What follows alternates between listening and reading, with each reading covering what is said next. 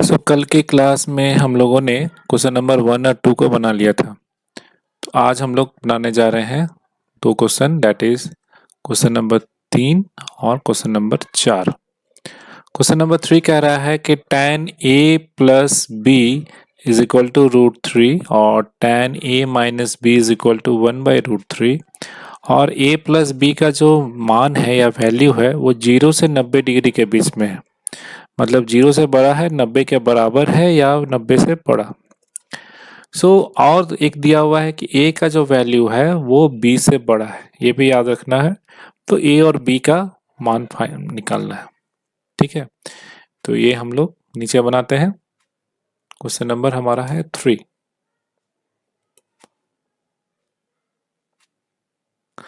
क्या क्या दिया हुआ है? सबसे पहले दिया हुआ है tan a प्लस बी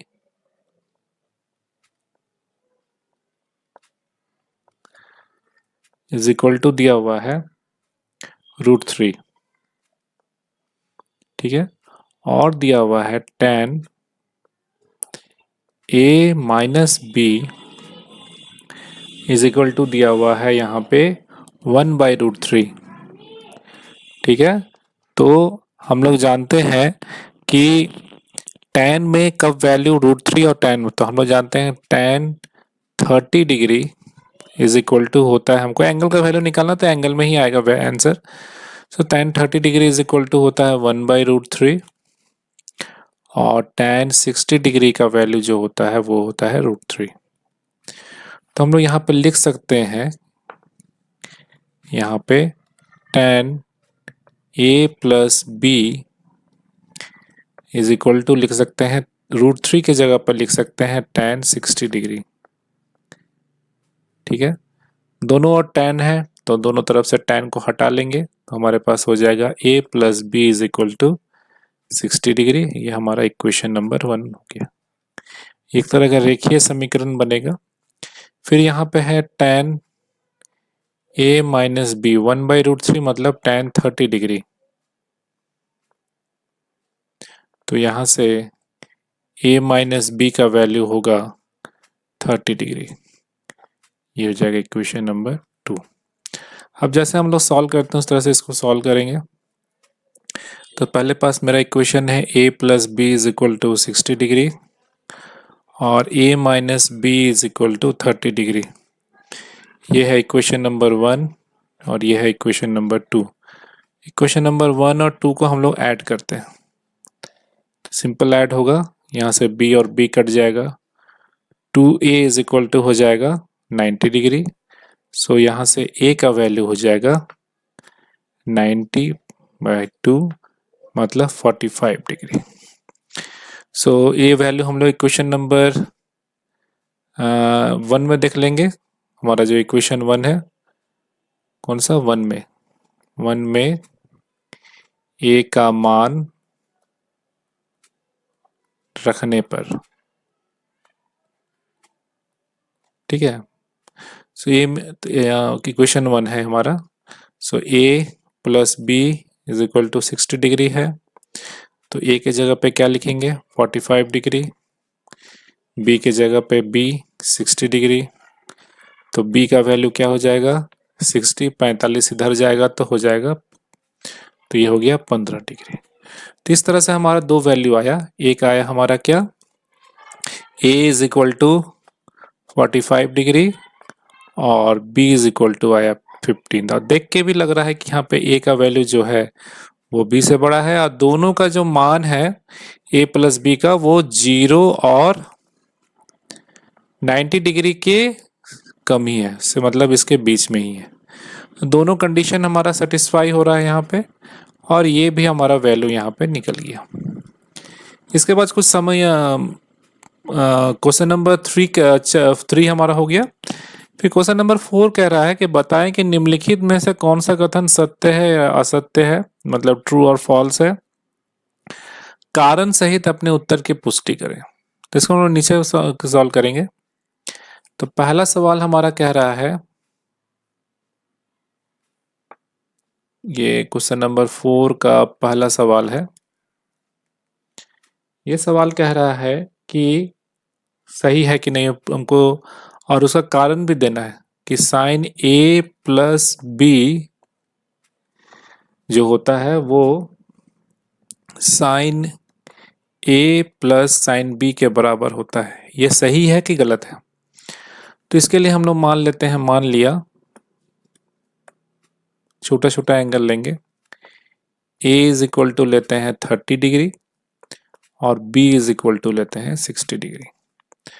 तो ये हमारा लेफ्ट हैंड साइड, इसको हम लोग बोलते हैं LHS, लेफ्ट हैंड साइड। तो ये हो जाएगा साइन ए प्लस बी, तो ये हो जाएगा साइन 30 प्लस 60, यानी हो गया साइन 90 डिग्री। साइन 90 डिग्री का वैल्यू होता है हमारा 1। अब राइट हैंड साइड में आते हैं।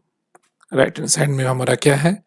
साइन ए और साइन बी। तो साइन ए और साइन बी, साइन ए के जगह पर लिखेंगे साइन 30 डिग्री और यहाँ लिखेंगे साइन 60 डिग्री।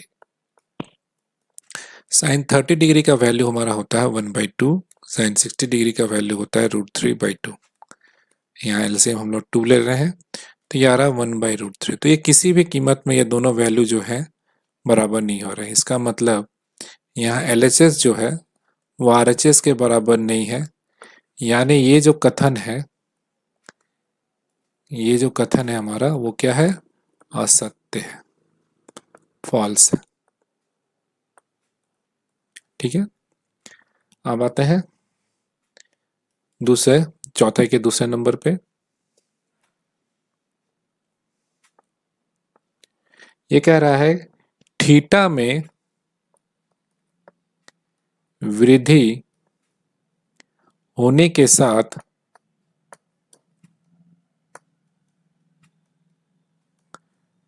साइन थीटा के मान में भी वृद्धि होती है।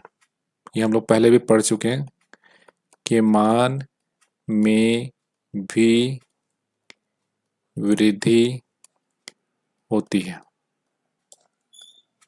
तो ये हम लोग को देखना है। यहाँ पे हम लोग थीटा लिखेंगे, यहाँ साइन थीटा लिखेंगे और यहाँ उसका मान लिखेंगे। ठीक है, 0 डिग्री माने हो गया साइन 0 डिग्री। साइन 0 डिग्री पे वैल्यू कितना होता है हमारा? 0। फिर 30 डिग्री, साइन 30 डिग्री पे हमारा वैल्यू होता है 1/2, मतलब 0.5। इसके बाद हम लोग लिखेंगे साइन 45 डिग्री, ये होता है साइन 45 डिग्री, ये होता है 1/√2।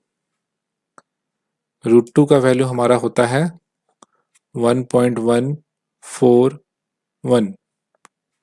ठीक है, मैंने रूट के फॉर्म में इसका वैल्यू फाइंड किया है। चाहे तो इसको अलग तरीके से भी बना सकते हैं, ऐसा कुछ है नहीं। ठीक है, तो हम शायद हम सही गलत लिख रहे हैं यहाँ पे। ये होता है 1.414। तो जब इसको सॉल्व करेंगे तो इसका वैल्यू आएगा 0.71। इसके बाद अगर हम 60 डिग्री पे बात करें तो साइन 60 डिग्री यहाँ लिखेंगे। ये होता है √3/2। √3 मतलब 1.732 डिवाइडेड बाई 2। सो ये हो जाएगा 0.87। लास्ट हम लोग लिख रहे हैं 90 डिग्री। ये होता है sine 90 degree. 90 degree sine 90 degree का वैल्यू 1 होता है, तो 1। तो इस तरह से हम देख रहे हैं कि जैसे जैसे थीटा का वैल्यू बढ़ रहा है, इसका मान भी जो है हमारा बढ़ रहा है। पहले 0 था, उसके बाद 0.71, 0.87 और 0 से हमारा यह बढ़ के कहाँ तक गया? 1 तक। तो ये हमारा जो स्टेटमेंट है, ये जो माई है वो सत्य है। ये हमारा सत्य है, इसको हम लोग बोल सकते हैं ट्रू। ठीक है, इसके बाद हम लोग आते हैं चौथे के तीसरे नंबर पे ये कहता है जैसे थीटा में वृद्धि होती है, थीटा में वृद्धि होने के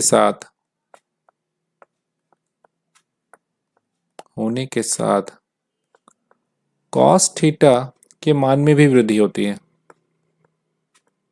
के मान में भी वृद्धि होती है। तो इसको भी हम लोग उस तरह से सॉल्व कर लेंगे। यहाँ पे थीटा लिखेंगे, यहाँ कॉस थीटा लिखेंगे और यहाँ पे इसका मान लिखेंगे। ठीक है,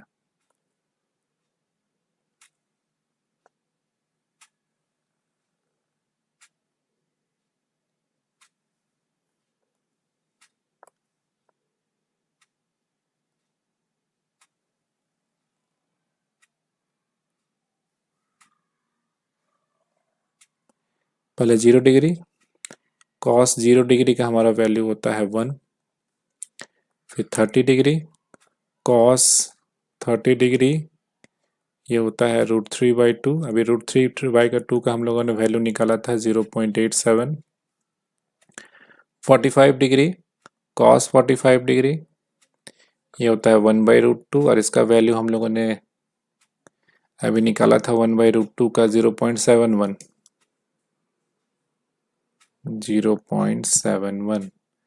60 डिग्री, कॉस 60 डिग्री का वैल्यू जो होता है 1/2 तो ये हो गया 0.5। और लास्ट में हम लोगों ने निकाला था 90 डिग्री, कॉस 90 डिग्री का जो वैल्यू होता है 0 होता है। तो हम लोग जैसे देख रहे हैं कि इसका वैल्यू जो यहाँ पे क्या हो रहा है, मान घट रहा है। पहले 1 था, फिर 0.87, फिर 0.71, फिर 0.5, फिर लास्ट में ये 0 हो जाता, तो मान घट रहा है, वैल्यू यहाँ पे डिक्रीज कर रहा है। तो ये जो स्टेटमेंट है ये हमारा यहाँ पे क्या है, गलत है। गलत है या इसको हम लोग असत्य कह सकते हैं और अंग्रेजी में इसको बोलेंगे फॉल्स है। ये हमारा चौथे नंबर का तीसरा प्रश्न था। इसके बाद चौथे नंबर पे आते हैं। चौथे के चौथे नंबर पे ये कह रहा है कि थीटा के सभी मान के लिए, थीटा के सभी मान के लिए,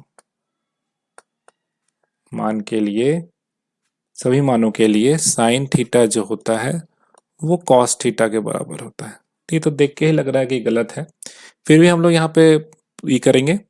यहाँ पे हम लोग थीटा लिखेंगे, यहाँ साइन थीटा लिखेंगे, यहाँ पे कॉस थीटा लिखेंगे। ठीक है,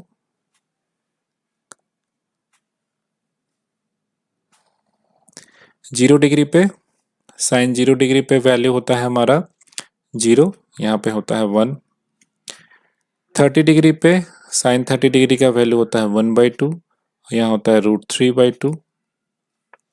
45 डिग्री पे एक 45 डिग्री एंगल ही होता है जिसके लिए दोनों का वैल्यू सेम होता है। 60 डिग्री पे ये होता है √3/2, ये होता है 1/2। और 90 डिग्री पे इसका वैल्यू होता है 1, इसका वैल्यू होता है 0। तो ये हमारा मान जो है ये भी असत्य है, ये कथन, यानी ये फॉल्स है। ठीक है, सिर्फ इस जगह पे हमारा वैल्यू जो देख रहे हैं बराबर है, बाकी कहीं पर भी हमारा वैल्यू जो है बराबर नहीं है। मतलब साइन थीटा का वैल्यू कॉस थीटा के बराबर सभी मानों के लिए नहीं है।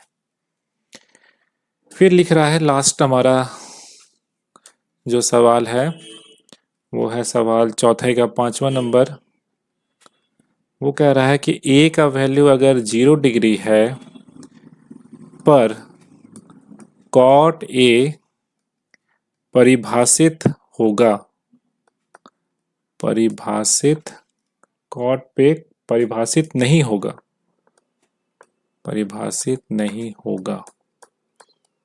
ठीक है। ए तो अगर हमको वैल्यू नहीं पता है तो क्या करते थे हम लोग, साइन लेते थे। तो कॉट का वैल्यू क्या होता है, cot a is equal to होता है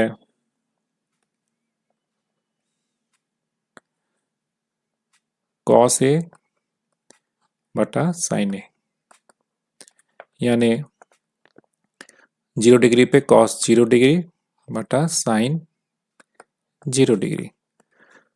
कॉस 0 डिग्री का वैल्यू होता है 1 और साइन 0 डिग्री का वैल्यू 0 था। हमने बताया था कि किसी भी नंबर को जब हम लोग 0 से डिवाइड करते हैं तो उसका वैल्यू क्या आता है, इन्फिनिटी, जिसको हम लोग अपरिभाषित कहते हैं, जिसको हम लोग, ये इन्फिनिटी नंबर है, इनफाइनाइट नंबर है, जिसको हम लोग अपरिभाषित कहते हैं। तो ये हमारा स्टेटमेंट जो है वो सही है,